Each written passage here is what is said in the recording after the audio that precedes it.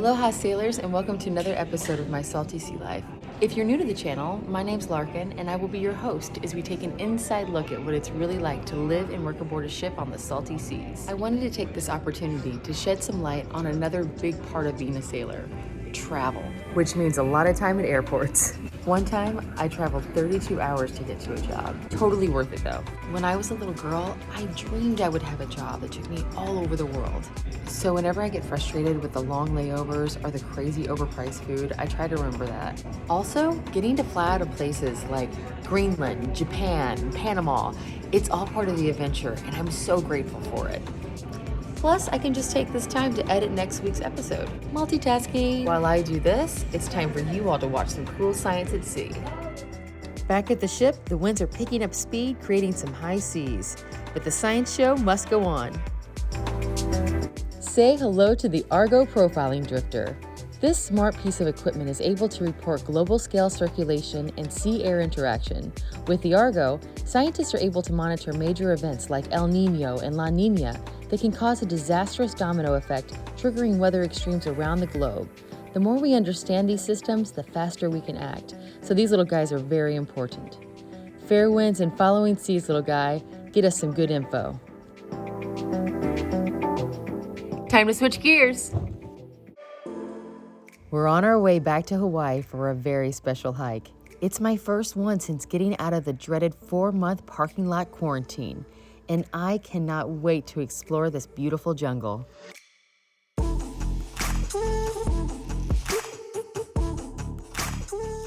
Hawaii is so dense with incredible hikes that some are right off the busy highway, like the one I'm about to take you on, Lulumahu Falls. Okay, I'm about to do a hike that is literally off the side of the highway. It's supposed to be really lush and beautiful with a waterfall at the end. So here goes. Highway, parking lot, entrance.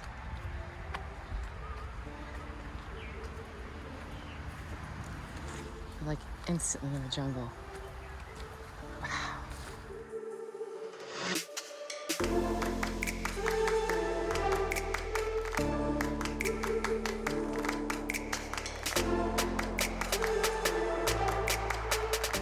It's so crazy. I can hear voices, but I can't see anybody. And I don't really know where I'm going.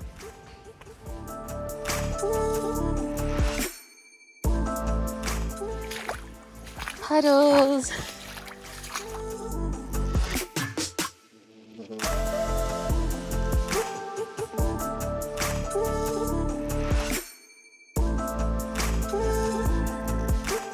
Not 100% sure I'm going the right way, but there's these little ribbons, so that's where I'm following.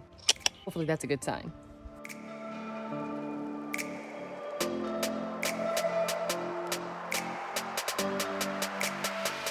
Turns out it's the orange markers I'm supposed to be following.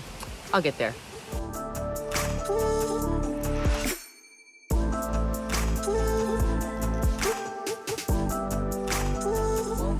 I am totally feeling it, you all. It's been way too long since I've done a hike in the jungle, and I feel like at home, like crazy, like wild and free. It feels so good.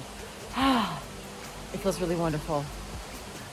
I've even got my little stripes on. I feel really connected. It feels so good to be back in nature again. After being cooped up for 4 months, it feels amazing to touch a rock, or to feel the mud in my toes, or to breathe air, or look around and see green. Like I haven't seen green in 4 months.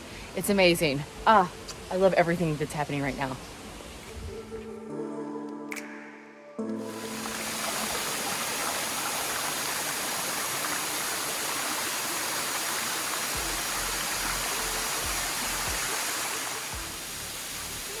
Well, who's that little biscuit heading towards the waterfall? After 4 months of only being able to walk around a parking lot, you better believe I'm gonna soak that thing up.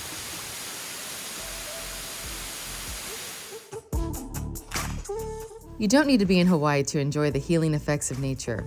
I urge you all to get outdoors as much as possible wherever you are in the world.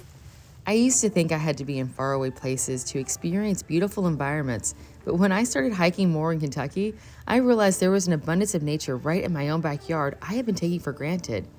If you can, explore nature near you, The world you discover might just surprise you. Studies show that spending time outdoors lowers stress levels, boosts your immune system, restores focus, and improves your mood. A great way to get outside is joining a community garden. Plus, you get to meet fun people and learn how to grow things. Today, I joined the Urban Agriculture Coalition for a little tree pruning in their orchard. It was awesome. The organizers were informative, welcoming, and happy to teach us how to properly prune. I learned so much. I'll let Austin tell you a little bit more about this wonderful program. It's a farm business training program that's specifically catered to people who came to Louisville through the refugee resettlement program. And a lot of people are experts in farming and have a lot of experience with farming and are interested in starting new farm businesses here in Louisville. And so this is a place where they can start their businesses by growing food on this land, and they're selling food at farmers markets, through CSAs, restaurants and grocery stores around the city. It is so cool to be a part of something that is helping refugees build a sustainable future while having fun and learning a new skill. I'm leaving some links in the description box to some really great outdoor volunteer organizations. Make sure to check them out. So get out there, sailors. The world is your playground. Take a walk in the park, go to a botanical garden, or start a garden of your own. You never know where it'll lead.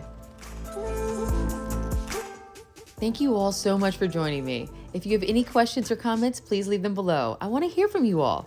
Make sure to hit like and subscribe so you don't miss out on any of my salty sea life. See you next week. Mahalo. Another episode of my... There's so many noises here.